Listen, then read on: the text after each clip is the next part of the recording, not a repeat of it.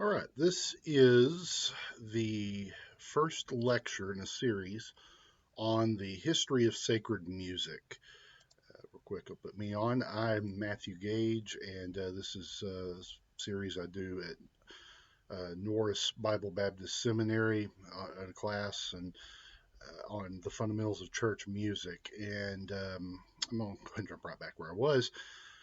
As we talk about the history of sacred music, I believe my basic idea for church music, our philosophy, our understanding of it. I think we have four bases for this, and so four pillars, if you will. Is the way I imagined this when I first started out the course.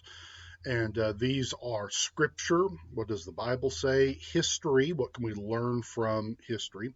Music theory, which is just the practice of music, I guess. And then practical, which gets into the nuts and bolts of song leading and even how sound systems work, things like that. All these different things come in to give us a good foundation for what we do in our churches with music. So, this lecture is part one of the history of sacred music. And in this, we're going to deal with the sacred music of ancient Israel, which is often misunderstood. Most people don't think a lot about. So I'm really excited to be able to cover this, just because there's a lot of bad information about it out there. Honestly, there is so many things that are being said. Different people, right, left, charismatic, conservative, that are just not true on this. So I've done a lot of research on this, and I hope that this is a help to you as we go through it, because I think we can learn a lot from history. In fact, I love this quote. A philosopher named George Santayana said this, and I introduce every one of these lectures with this on the history of sacred music. Those who cannot remember the past are condemned to repeat it. There's different ways of phrasing this, but it's been around for ages, but this is the original source as best I can tell. Those who cannot remember the past are condemned to repeat it. I believe in most things when it comes to doctrine, practice in the church, we can look backwards into church history and see that the battles have probably already been fought. And this is extremely true when it comes to church music. Uh, this is not a new fight. This is something that since the early days of the church, and then going back even into the Jewish religion, there has been debate, there has been fights, there has been opinions. And I think as we look back there, we can understand and discern some principles that will help us in our day to day to have some guidance with what to do with music. All right, so the first thing we're going to do is I want to talk about Hebrew poetry, because when we're talking about music in the Bible, you need to understand how Hebrew poetry works. I think that is very, very, very important, so you can actually kind of grasp what is going on. So, the Hebrew language. Characteristics of a language guide the development of its artistic expressions in poetry and song. There is a reason why German music, traditional music, has a very heavy emphasis on consonants, because the German language does. Whereas French, Italian, Romantic languages, um, they have a flow to them because their languages flow a little bit better. English is kind of in the middle. So these things do play a heavy role in how it develops, just practically music develops. So with the Hebrew language, a couple things you need to know, especially ancient Hebrew. Heavy on consonants. In fact, the earliest forms of Hebrew writing, there were no vowels. It was just consonants. And so you get a lot of very heavy consonant sounds. You don't have a lot of flow with it. And then you also have to realize the Hebrew language is very concordant. concrete. It doesn't deal with abstract very well. So to explain that off the top of my head, an example of this, let's take okay, I will tell you one of my favorite ones. One of my favorite examples of this in Hebrew is when you go over into Isaiah, and it says, "They that wait upon the Lord." The word "wait" there doesn't mean to stop, to do nothing, to rest. That word in Hebrew is the word kava, and that word literally means to braid rope. So taking strands and slowly working them, slowly braiding them together. It's a time consuming process. It's a meticulous process for it to be done right. And so the idea there of waiting, which is kind of an abstract idea, is tied back to a very concrete action. And so that's how Hebrew works. And its word pictures, just know that going in. Greek, on the other hand, we get the New Testament, is a lot better with abstract. It actually kind of flips, and it's better abstract than concrete. I keep wanting to say concrete, right? But Hebrew, very concrete in its imagery, and does not deal with abstracts very well. All right, so English poetry today, modern English poetry, is built on rhythm and rhyming schemes. These trace back to Hebrew poet or to Greek poetry. We have a lot of terminology. I actually have a lecture. We get into that when we talk about the art of hymn writing. But you have roses are red, violets are blue, and so and the sugar is sweet, and so are you. Just classical little love poem there. That you'll notice roses are red, violets are blue, sugar is sweet, so are you. So the second and fourth line rhymes. You have the same amount of or consistent amount of syllables per line. All these things go into that. Hebrew has none of that.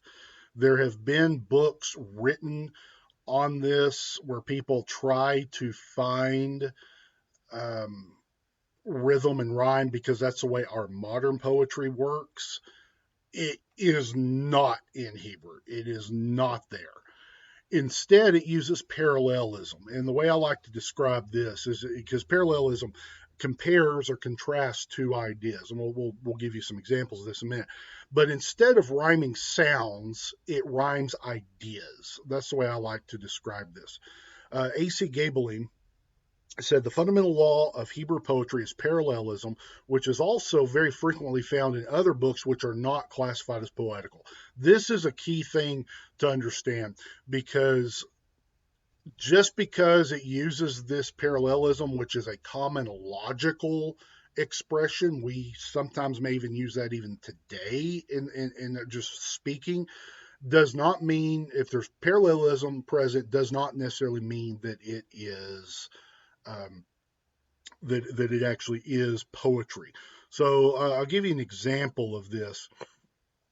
So this is Genesis chapter number 9, and this is after the flood, the covenant being made there with man, and verse number 6, 9:6 in Genesis. It says, "Whoso sheddeth man's blood, by man's blood man shall his blood be shed. For in the image of God made he man." Okay, is this poetry? Well, in some modern versions, like the NIV, this is set apart.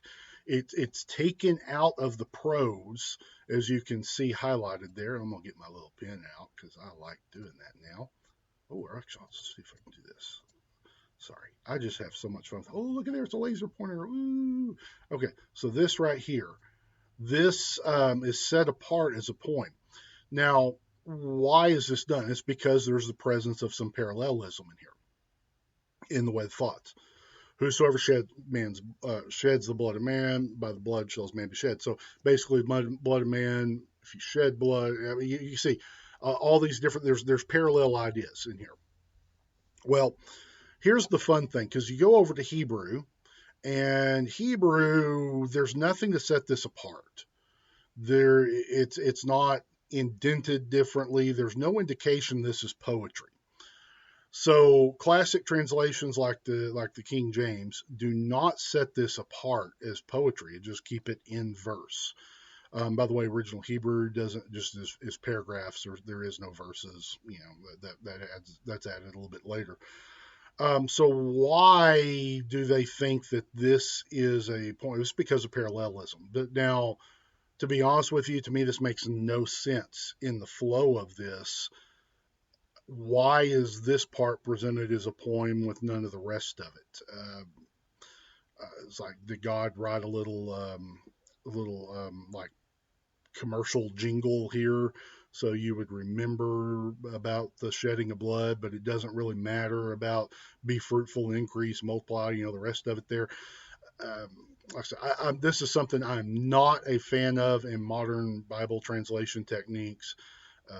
There are obvious poetical sections, whether that is Psalms, Proverbs, Lamentations. There's other places you might say, well, some of Isaiah is written in this form, a very poetic style.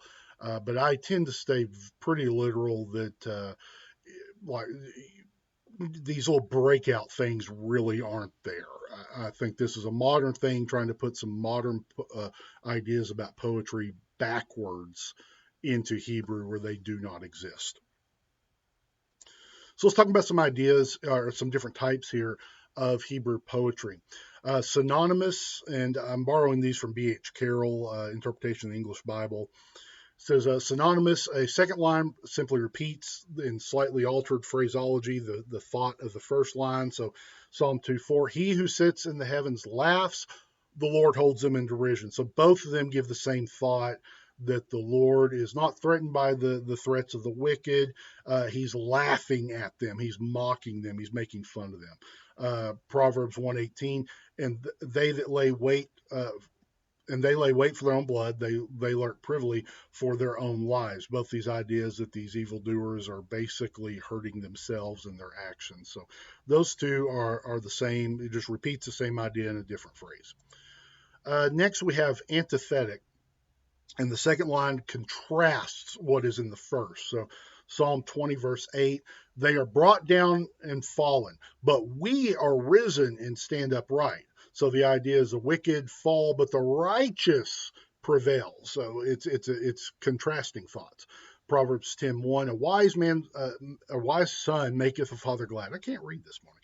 But a foolish son is the heaviness of heart. So a wise son makes his father, a parent, glad. But a foolish son, the opposite, is a heaviness, is a burden, brings sadness to his parent, to his mother. Synthetic constructive, this one, the second line supplements the first, both together giving a complete thought. So you kind of have to have both to finish the thought. Proverbs 1:10, my son, if sinners entice thee, what do? Consent thou not. Proverbs 3:27, withhold not good from them to whom it is due, when it is in thy power of thy hand to do it. These ideas complete, they build constructive, to complete the thought, build on the thought. You also have climactic, and the second line takes up words from the first and completes them. So Psalm 29:1, give unto the Lord, O ye mighty, but what are you supposed to give unto him? So the second line fulfills it. Give unto the Lord glory and strength. Judges 5:7, the inhabitants of the village ceased. They ceased in Israel until that I, Deborah, arose, and I arose a mother in Israel. So it picks it up and finishes it. It kind of leaves you hanging with not all the information, and then it completes the idea, brings it to a climax.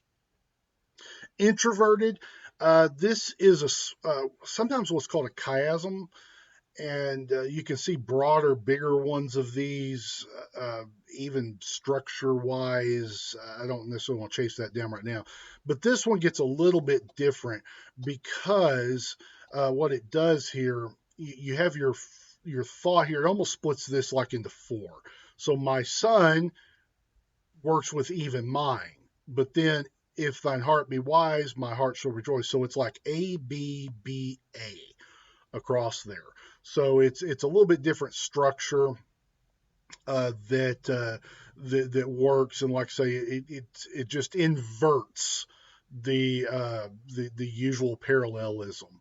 And like I say, some people see this way too many places. I don't want to chase that down, but the theories about chiasm, I've seen the whole Bible's a chiasm. The structure of Psalms sometimes is, and some of that may be true in there.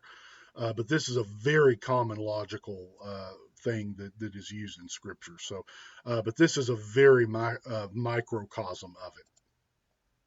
You have emblematic, which brings the second line, brings forward something similar to the first, but in a higher realm. So it starts kind of earthly and then goes heavenly, is a way to kind of look at this. So Proverbs 25:14, whoso boasteth himself of a false gift is like clouds and wind without rain. So it takes an idea here, and then that particular one takes it into kind of a abstract world, I guess.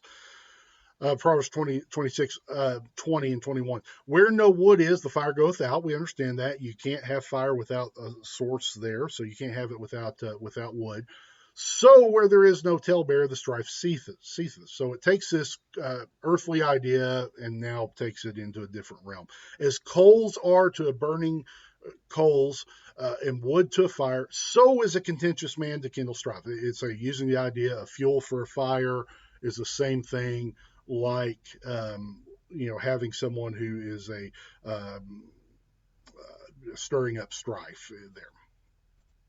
All right, chiasm. I'm going to go back to this. This is mirror technique. I couldn't remember if this was in here or not. Getting ahead of myself. I was thinking it probably was. Okay, so this one you get this mirror structure where you kind of like build. A lot of times you'll see it indented like this. You can think of it like this, where the lines build. I kind of like to think of it more. I don't have a slide for this, but more that it goes up and down. It kind of goes up to a peak and then works its way back down. That's the way I prefer to think about it. But Psalm 51:1 is a great example of this. Have mercy upon me, O God. This complements the last phrase, blot out my transgression, mercy and blotting out transgressions. The middle part, according to thy loving kindness, according unto the multitude of thy tender mercy. So have mercy upon me, Lord, A, according to thy loving kindness, B, according unto the multitude of thy tender mercies, B, blot out my transgressions, A. Like I said, this is a very common structure, and you can build this out. I'll give you a structural example of structural chiasms here. And this is one that's pretty neat. There's theories on this, and I think it's pretty fascinating that the book of Psalms is not necessarily thrown together haphazardly, but that there is a structure to it. And this is an example from that, from a commentary that I have, where we start off, who shall ascend? Then we have comfort. We have the idea of resurrection, deliverance, for David and his seed, then the glory of God. I mean, this is the apex here, the glory. Then we return talking about the king, Psalm 20:21. Back to death and resurrection, Psalm 22:17, they're kind of mirroring each other. Comfort, then back to who shall ascend. So it works structurally into a thematic kind of rise and fall of ideas. So you can definitely take this too far, and most people that get into searching for this find it in places I don't think it is. It's kind of like I was talking about the poetry thing. I think they find it places that it just is simply not there. Sometimes you get to looking for stuff and you see it places you shouldn't. Another thing that you will see is acrostics. And acrostics are where you take it's a poetic structure. It's artificial, where you take things and you go with the letters of the alphabet. So the first line starts with A, second line with B, third line C. You can make this really small. Always begin class doing exercises. We can have fun with this. You see this sometimes. People do this with people's names. Jenna, she's joyful, she's energetic, and work your way down the lines. Okay. Now, when it comes to Hebrew has 22 letters. The most famous example is Psalm 119 because it clearly tells you the different 8-verse sections, octets, if you will, of devoted to each letter. Now, what's interesting in this is that sometimes letters are skipped. There are examples where, especially in Psalms, where there is not ever, and the most common one that is skipped Oh, and I don't have my notes right here. I don't have a slide on this one. Is I'm getting my notes here. Give me just a second. This is riveting video, isn't it? Vav, or Vav. I don't know how to say it because I really don't know Hebrew very well at all. But basically, that letter is almost like X, and it's mainly used to just be. In fact, there's only 10 entries with that in the Strong's Concordance, and basically that means and. That's the most common use of it. Is it just means and. So it's skipped or sometimes combined, but there are examples of, I'd say, if you're OCD about this, it's going to drive you crazy. In fact, it's to the point where some people practically make up verses to find these missing ones. Psalm 145 is an example. Um, like I say, I'm not necessarily going to get into this, but different sections. Lamentations does this. Every every chapter in Lamentations is built on this. It's sometimes if you'll see 22 verses in a chapter, there's a good chance it is, or 21. You just double check with a commentary or something. Then like Lamentations actually has 66. I think it's in chapter 3, and that one has 3 lines per letter. So Psalm 25, 34, 37, 111, 112, 119, 145.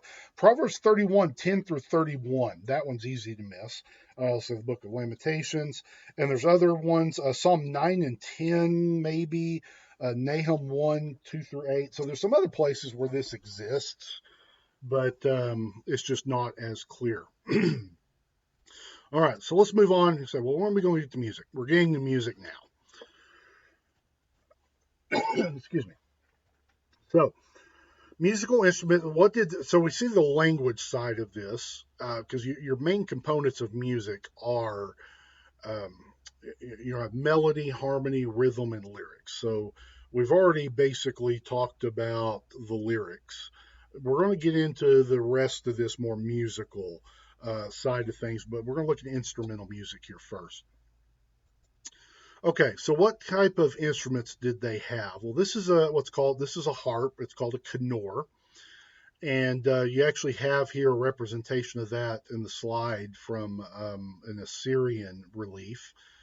So this is a very common type of instrument that basically the most basic one. This is what David would have played, is something similar to this with a sound box.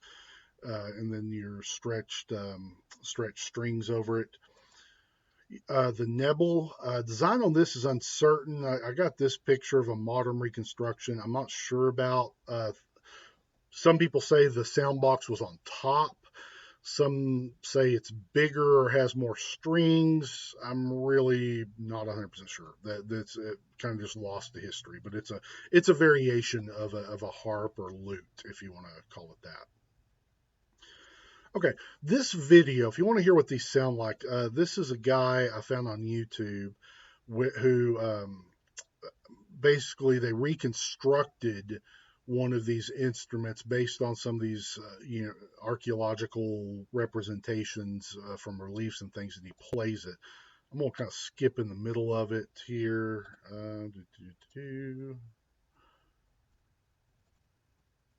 Okay.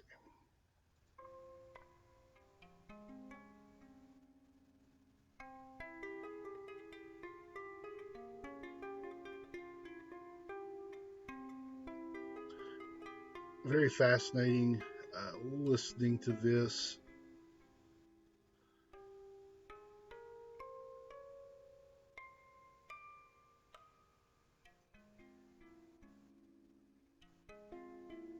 So probably something like this would be when it talks about David playing the harp, and especially when it says playing with his hand, that you could also use like a pick, a plectrum on these, but usually it is plucked by hand like this guy's.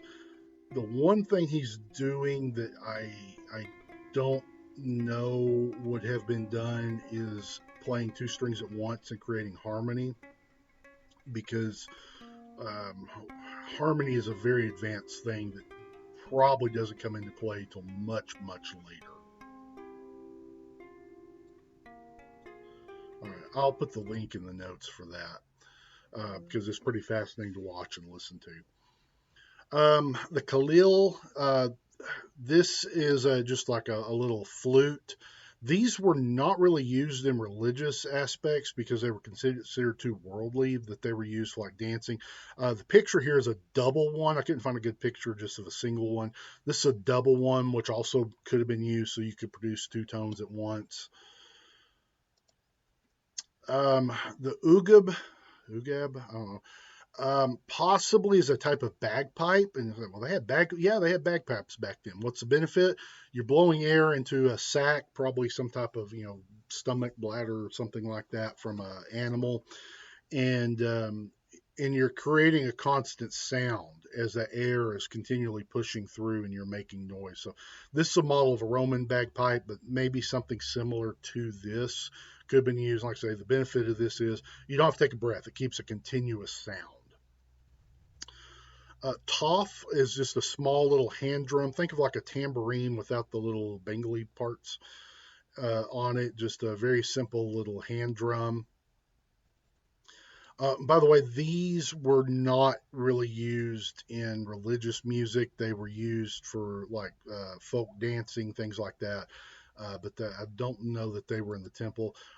Slotzel is a type of cymbal, and these were used not like you think of with marching bands, um, like you think of John Philip Sousa march, and you have the cling, cling, cling like that.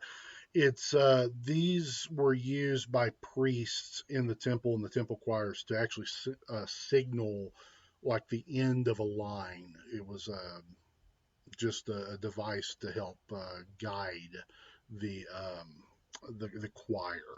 So again, that's something easy. We could use something modern on to put some modern percussion techniques in there, but it's a pretty basic usage of it.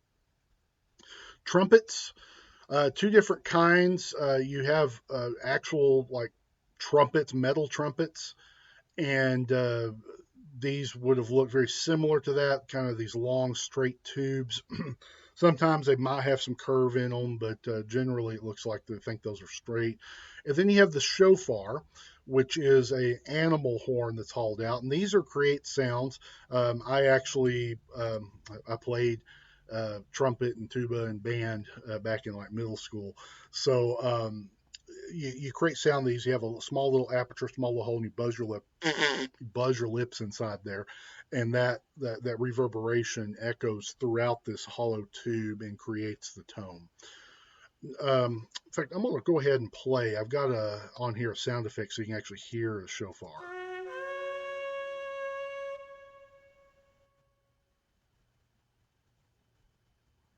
There you go. Thought it was longer than that.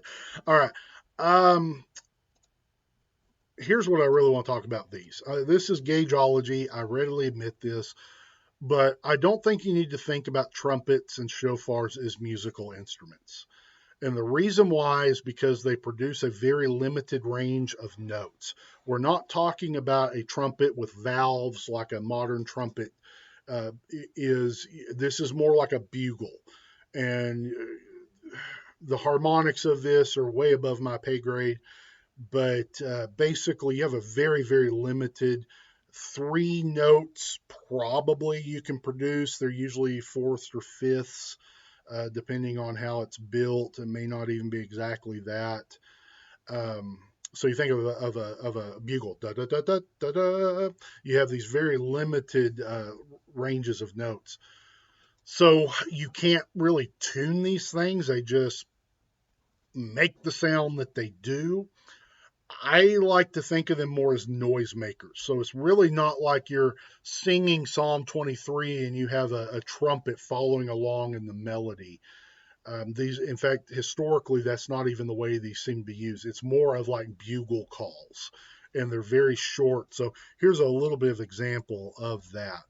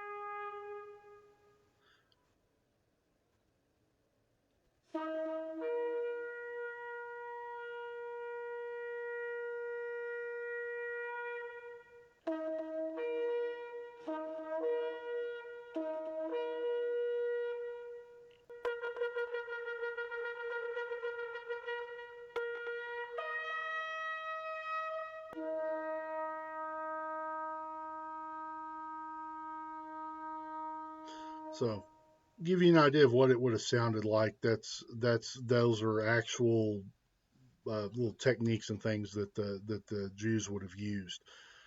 A couple other instruments that are sometimes misidentified as musical instruments are really not. I'll talk about bells. It talks about bells being on horses in one verse. I think it was in Isaiah. I don't have that note from the other ones with the high priest. But these were not used for. It's not like a handbell choir. That's basically just kind of a little noisemaker too. But they really don't seem to ever be used in conjunction with music. All right. So what did ancient Jewish music sound like? Number one, it's text driven. We alter the text to fit a rhythm, and that's not how they would work. Get me back on here for a second so you can see my hand motions I keep doing even though the camera's not on. Like I said, we alter the words to make them fit a rhyme scheme, a rhythm scheme. That's not how Hebrew works. The melody, the rhythm is adjusted to fit the text. It's basically a form of chant, which we'll get to in later. So you don't reform um, like the Psalm 23. I'm gonna mess this up, but in the old Scottish Psalters, the Lord's my shepherd; I'll not want. He makes me down to lie in pastures green. Water still, he makes me down to lie, something like that. I may not have that exact right, but we reworded it. You don't do this with Hebrew music, ancient Hebrew music. You keep the text, and there's really no set melody. The melody is adapted to the text, so it's unique for each line, unique for each phrase, for each psalm. It's a very, very different way of looking at it. They use different scales. We use a lot of things. We get into music on this, music theory, but we use diatonic scales, which is a series of notes and spacing in between these notes. And they don't have that. It's not there. They will use these very simple. Think of more of a pentonic scale, if you're familiar with that musically. In the Middle East, they have what are called makams, and they're these little unique little scales, 5, 6, 7 notes, I think, and they don't necessarily fit our modern standard of music and Western music theory. You can look that up. It's a fun little thing to get into, but it's probably more like that. So it's going to sound a little bit more modern, Middle Eastern than modern Western music. No harmony, no harmony. Even in the temple choirs, no harmony. Everything is text driven. You're singing unison or octave. You got to be careful of that. Unison, we all sing the same pitch, but not all voices hit the same pitch. So some people are going to be a higher voice, like a tenor for a male, soprano for a female, and then you have like bass, baritone, alto, whatever. So really, you're not all hitting the same note. You're hitting both of you hitting a C, but one's an octave higher, an octave lower. It's just practical the way music goes. So how do you create tension? We create tension and release with harmony. They did not. A lot of it's rhythmically created. So you can also do some of this with the scale, but it's more rhythmic where you create that. What's the primary instrument? It's the human voice. Everything supports the human voice. So the primary instrument for worship in the Bible is the human voice. It's not a piano, it's not an organ, it's not a guitar. Everything is supportive, and if it overpowers, if it does not aid the human voice, it's going to be discarded. If it overpowers the human, if it's louder than the human voice, it's not necessarily going to be used, other than, like I said, the noisemaker kind of thing of a trumpet. But human voice is the primary instrument. Accompaniment would have reinforced the melody. Very different, because if I sit down and I start playing Jesus Loves Me on the piano, I don't just pick out Jesus loves me, this I know. I'm playing chords, playing a C chord. Jesus loves me, this I know. And I'm doing different chords and maybe hitting more than one note in my right hand in the treble clef. These kind of things. You think of a guitar, you're strumming a guitar, so you're hitting a chord, you're hitting a six-string guitar, you're hitting six notes that are all harmonized into a chord structure. Um, there's no evidence of this. This is a more modern idea. You have to get into Middle Ages for this to really even get into Western music, and there's no hint of it in the ancient music. Like I say, you can't take our modern Western musical ideas and transplant them back into Bible times. It does not work. This is a very different world of very different music. So, whatever accompaniment then is basically reinforcing the melody. We're all singing, playing the same tune. Um, there is something of a divide between instrumental and vocal music, which is kind of interesting. They do have music that they would just play for enjoyment, for folk dancing, but it's not. We don't have the same idea where we have lyrics and tunes today, and you can mix these up sometimes if they're in the same meter. That's not how this works at all. So you might have trying to think in folk music today, you get in like bluegrass. There's like classic fiddle tunes, some instrumental tunes. They don't really have words, but they're just kind of just a classic tune. And you might have something like that, but it's not like I say. It's very different from what is sung. What instrumental music for like dancing would have a little bit more rhythm to it, but the vocal music does not. It's kind of two separate worlds, and when they collide, the instrumental supports the vocal. And like I say, it's just the way it works. It's a very, very different world. What did it sound like? Here is the best video I have found. And it's the same guy that did the previous one. He's singing in Hebrew on here, and the style of his singing I think is very good. I do not think the accompaniment is right because I think it's too modern. But to give you an idea of what this would have sounded like.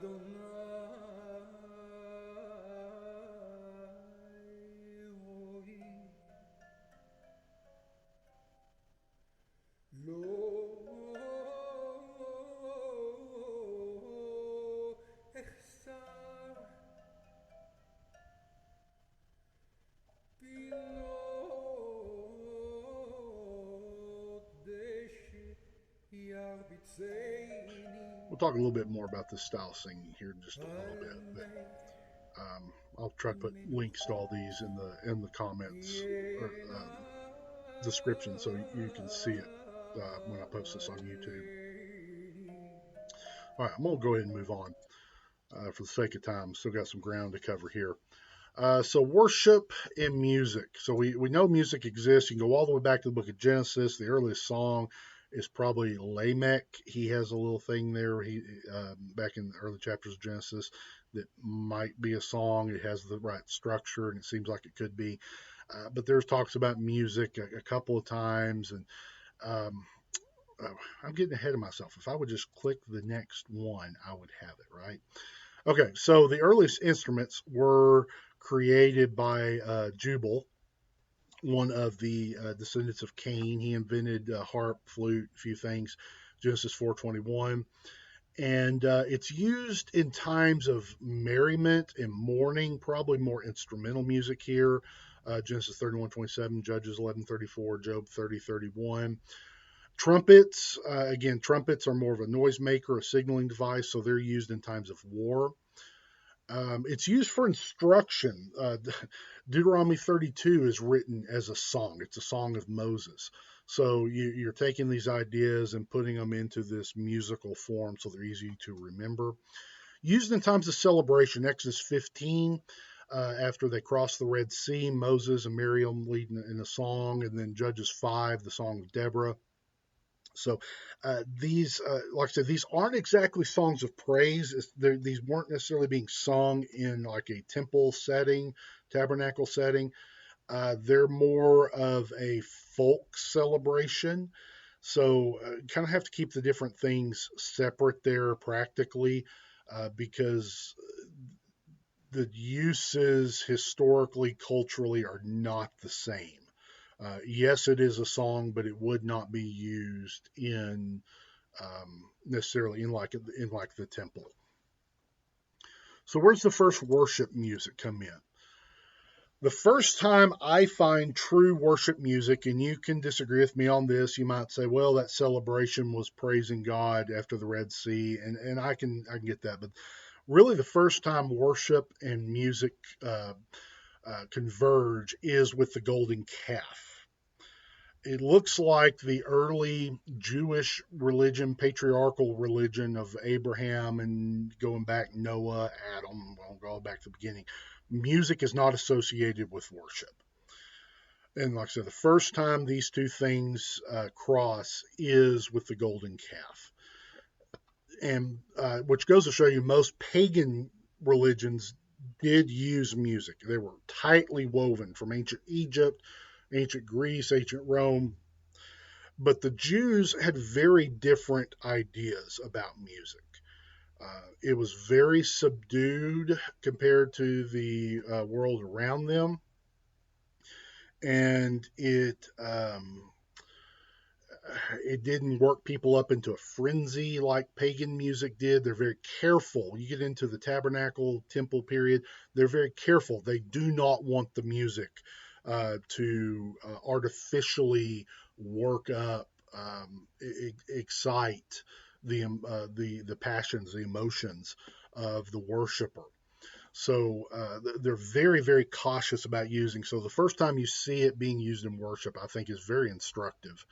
The dangers of it.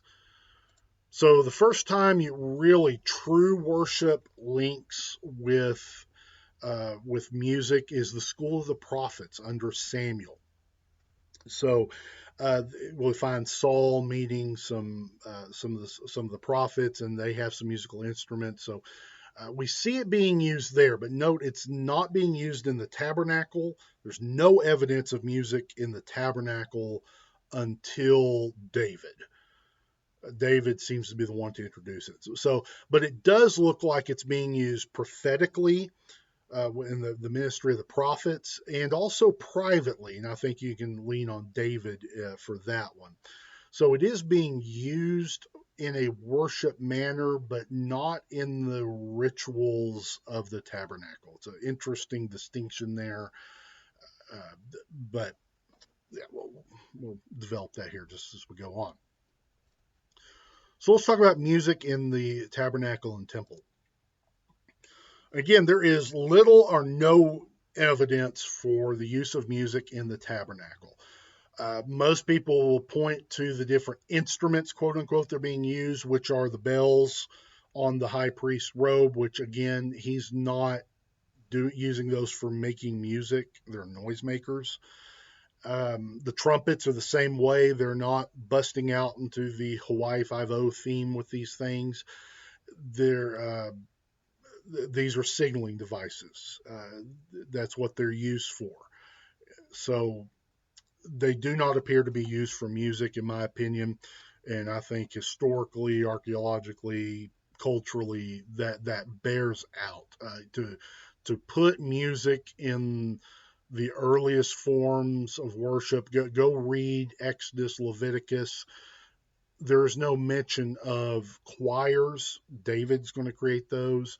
There's no mention of musical instruments. Hey, make some harps. Hey, make some drums. They're not there. So there does seem to be a separation. That does not seem to take place in the tabernacle. So King David, he is the one that ushers in, I'm going to call it the golden age of Hebrew poetry, between him and Solomon and the other writers influenced by them. He is the first to integrate music and singing into Jewish worship. It was not Moses, as best we can tell. I mean, Moses sang, but it seems to be separate from the tabernacle worship. Excuse me. David trained priests in it. He was training choirs, anticipating the temple, and does seems to instituted early music into the tabernacle worship, and also before the Ark of the Covenant, when those two things were separated before the temple was built. So um, David is a key figure not only in what he writes, but in the development of the music program in worship, and really defining what is acceptable worship in some ways. So let's fast forward a little bit here. Music in the temple. Uh, when Solomon builds the temple, now we're introduced. We have choirs, we have orchestras. So let's talk about what this would have sounded like. Um, you have choirs singing. You will have, let's talk about some of this real quick. The music is performed and led by Levites. It is practically, it's not exactly priestly function, but it's close to it. It is relegated to just a select few who train their entire lives to worship through song in the temple. They're practicing in the different orders that you have, and courses. The 24 of those, you have portions of those dedicated to the music.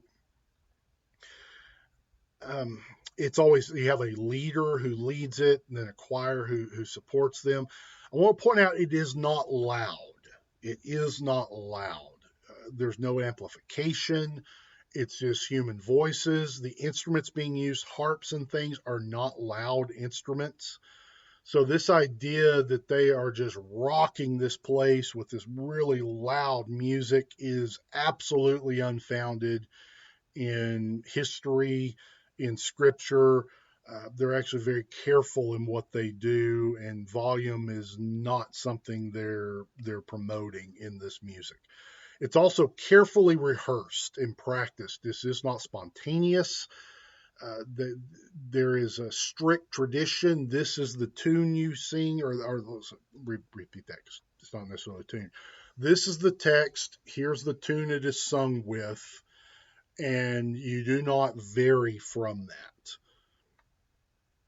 How this works is probably a column response, or what's called antiphonal singing, where you have a leader who sings a line, and then the choir, or perhaps even congregation at times, would repeat the line or would respond with a line. So you have like the Psalms where you would say, the mercy, for his mercy endureth forever, and that repeats after every line. So the choir leader would sing his line, the people or the choir would respond with the mercy, mercy of the Lord endureth forever, that kind of thing.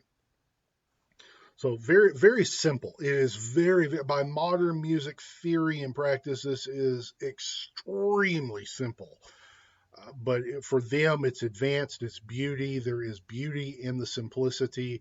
There is beauty in the presentation of it, because when you walked in to the temple and this temple choir is singing, you are hearing the words of Scripture being sung, and very precisely. It's very understandable. It's just must have been an amazing experience to walk in and hear these voices being, like I say, thoroughly, precisely trained, professionally trained, leading this music. Alfred Edersheim, Jewish Christian writer, 1800s, he said this about the temple music. As in early Jewish poetry, there was neither definite or continued meter in the modern sense, nor regular and premeditated rhyme. So there was neither musical notation nor yet any artificial harmony. The melody was simple, sweet, and sung in unison to the accompaniment of instrumental music. This is what I've been telling you. A couple of details, like I said, I don't think it's unison. I think it's octave. most likely. Musical notation, I'm going to show you there is a form of musical notation.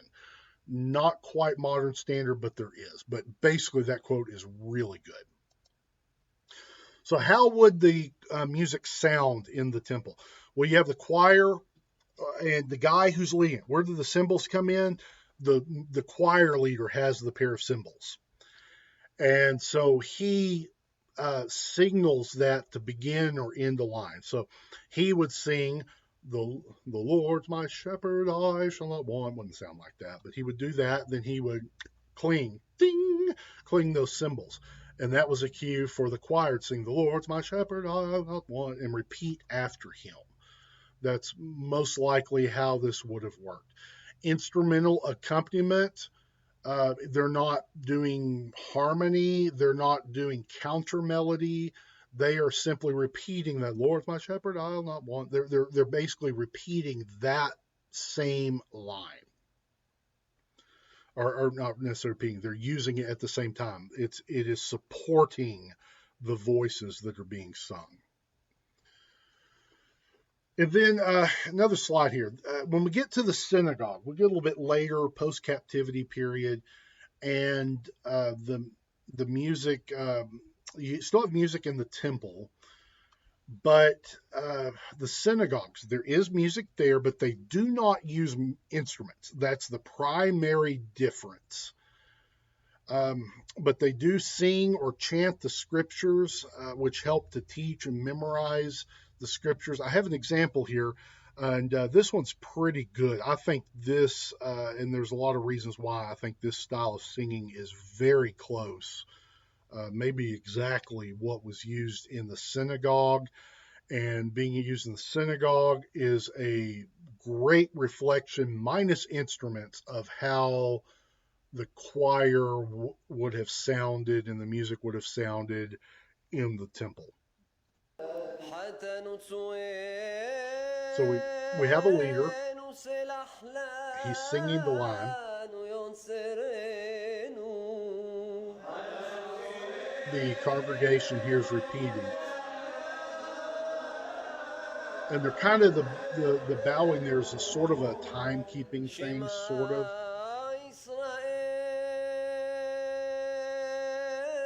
But see, notice there he's kind of breaking out of the timing. And these flourishes that are being used are just adding to the emphasis here, the names of God, Adonai.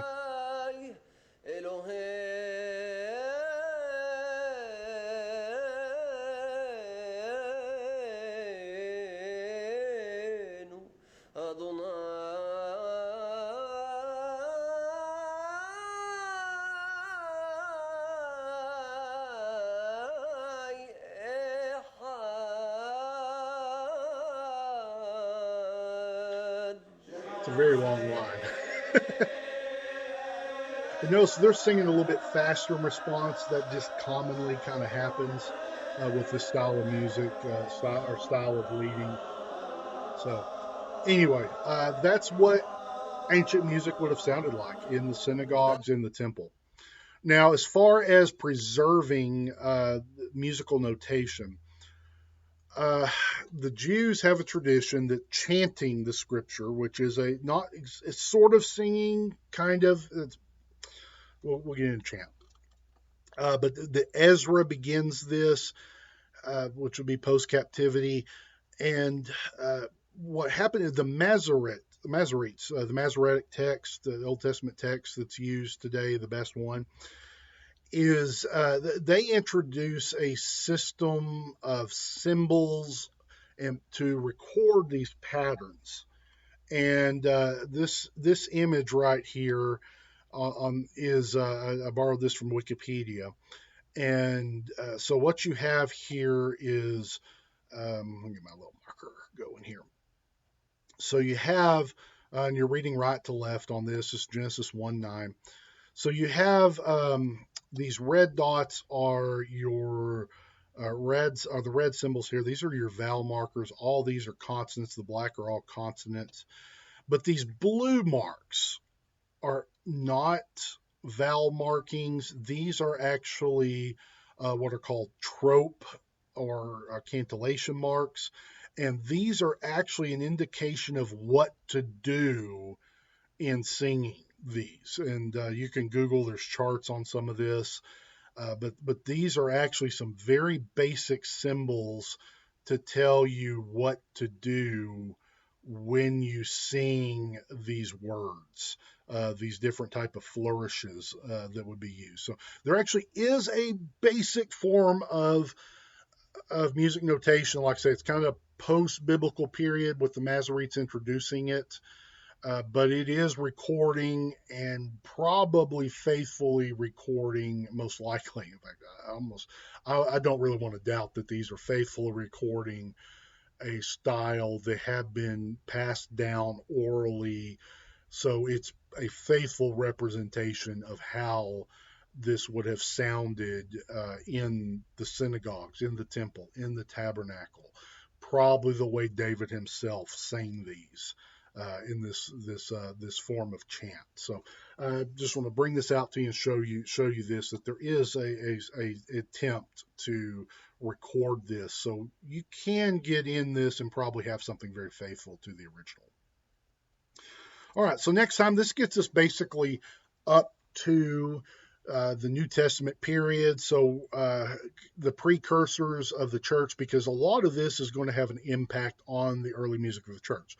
The original church, the Church of Jerusalem, is a Jewish church, so it carries over a lot of traditions from the synagogue, and that's going to even go into the broader world. Some of these Jewish thought is going to influence early music in the church. So we'll cover a lot of ground up to the dawn of the Reformation, some of the conflicts and debates, many of which still continue to this day. Like I said, we've touched on some here. These debates still continue to this day. It's crazy. We're still fighting over this after a couple thousand years. And then chant, plain song, we will deal with this also. The structure, how that works, which is continuing this tradition of text based singing. And I think it's very fascinating. It's something we've lost really in like the last century or two of modern church music. So we'll get into that next time. So anyway, I appreciate you. I'm gonna jump back on camera just so you know I am here. I am talking, and I have been doing hand motions the whole time. The slides just don't really fit for me to be on here. I don't want to cover up some of the information, so I haven't used the video very much. So anyway, I hope that's been a help and a blessing to you as we've talked about this. Hopefully you've learned something. There's tons more information on this than what I can get into. Just in one simple video, but I can recommend some sources on that. But anyway, I hope this at least gives a foundation for moving forward. And if maybe stoke something, want you to dig in a little bit more, because it is very fascinating, this ancient music and instruments and things in Israel. We have a lot of misunderstanding of this today because we try to take our modern music, modern instruments, modern thought, modern practices, and put that backwards onto ancient Israel. You cannot do this. It's a different world, and especially when it comes to music, it is very different. So I hope that you've learned something along those lines here. So thank you for watching, and I hope it's been a help and a blessing to you.